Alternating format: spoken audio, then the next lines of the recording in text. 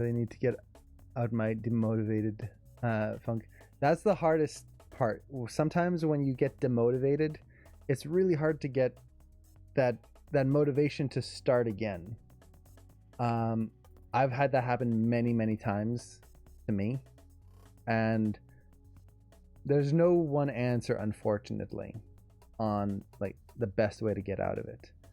For me, honestly, the things that helped most was kind of taking a step back, being okay with not working. So this is the hardest part, at least for me, is the kind of just going, you know, I don't need to work. I don't need to animate today. I'm going to take some time. I'm not going to worry about it.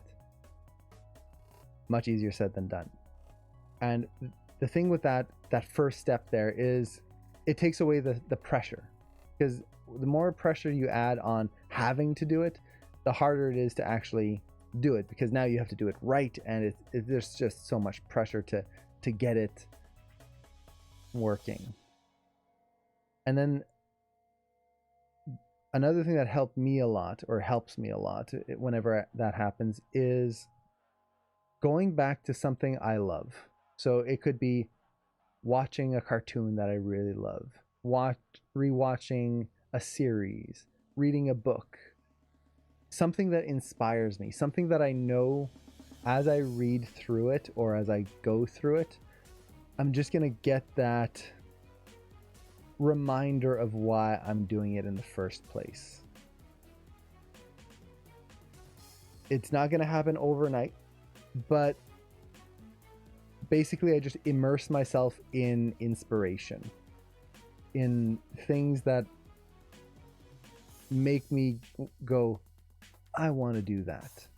I want to be able to create a story like that, or to influence people like that, or I don't know, like make people laugh. It's a little thing, but it really does help when you kind of recapture that love of why you want to do it in the first place.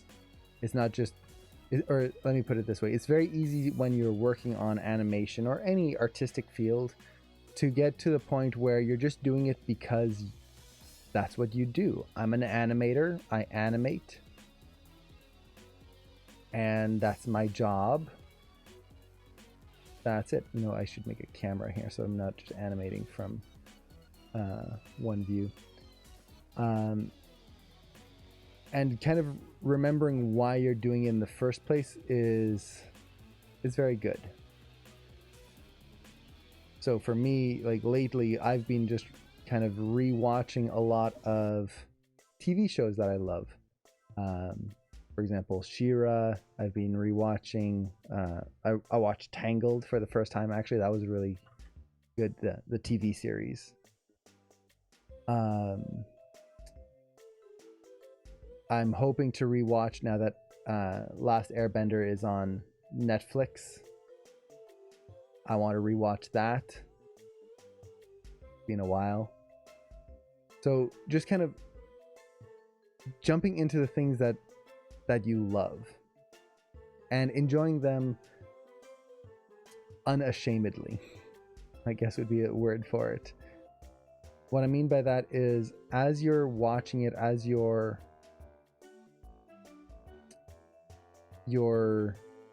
like experiencing that media, just enjoy it. Don't watch it for, man, I need to be this good, or I have to do this, and why am I not there yet? Just watch it because you enjoy it.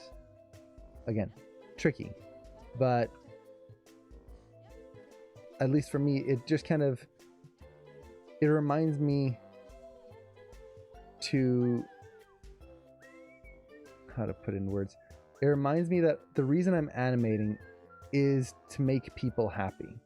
I'm animating to create something that I hope people will love. And if I'm not loving it at the same time, that kind of defeats the purpose. How can I expect people to love what I'm doing if I'm not also doing the same thing? Doesn't mean I'm gonna be happy all the time and like totally motivated and animation works great. No, Maya's still gonna suck and there's gonna be a lot of sad moments, but at least it gets me motivated. And it takes time. That's the other thing. Don't expect to feel motivation like from one day just and then snap next day. I feel good today. No, it takes time. It takes work. Work in the sense of you have it, that process of letting yourself accept being where you are and knowing that you will get better, that you will improve.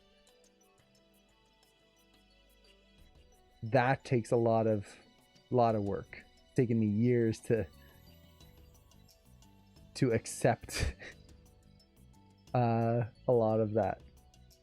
But once you do, it does get easier. Once you kind of go through that and really kind of learn that lesson, I guess you could say, it becomes easier in the future to reapply, which is good.